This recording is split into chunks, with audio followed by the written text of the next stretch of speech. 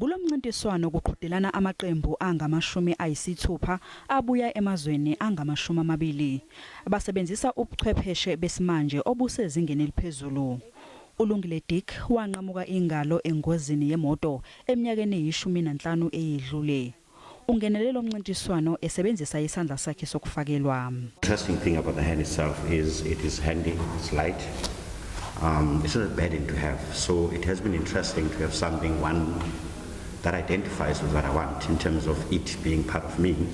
Even if it's prophecies, but at least you can use it.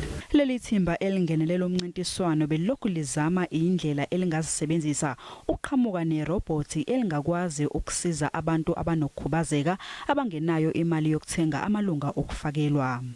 We've had the main goal of making it functional as well as low cost, so that people all around the world that are in war zones and in areas that are needing prosthetic devices are able to then afford them.